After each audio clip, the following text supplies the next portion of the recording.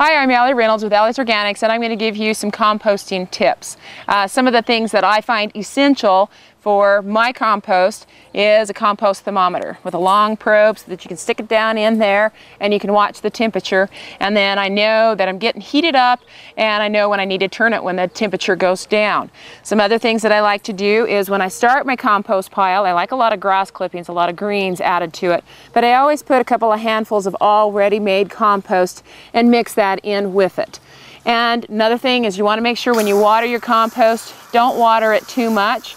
You want it to be just to the moisture content like a wrung out sponge. Too much, it gets slimy and stinky, and not enough water, it's just dry and it won't break down very good. Some other things that I like to have is a digging fork or a pitchfork rather than the good old shovel, because the shovel sometimes is hard to get in there. Sometimes your compost mats and it's hard to turn, where your digging fork is a lot easier, or your pitchfork, to use. Some other things that you need to have on hand. I use a machete just to chop up some of the garden pieces. I leave it out by my compost pile, makes them into smaller chunks, and I'll usually just whack it when I throw it on top.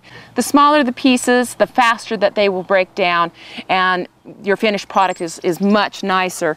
This is compost that's broke down. There are some big chunks in it, and I don't mind that because that just adds some tilth to my garden. The smaller the pieces, the more broke down it is. There's some leaves in here and some sticks in here, and I don't mind that. It helps break the soil up and adds tilth to the garden. It's perfectly fine if you have some bigger chunks in there. But your compost will break down faster the smaller the pieces are. Some other things that I like to do is I'll add blood meal to the compost. I usually add about 2 cups for a 3 by 3 by 3 area of compost. And I'll also add some bone meal. You could add other things like cottonseed meal, soft rock phosphate. If your soil is low in calcium, you can add some oyster shell to it. That helps bring up your calcium content. When you add your finished compost to your garden, then it's just more complete and you don't have to add it all into your garden at once. Some other things that I'll also use is my little tiller here, just to help turn it up. If I've got a big pile, I use this to turn it. Works really slick. So hopefully these things will help you with getting your compost off to a good start. Go home and do it now.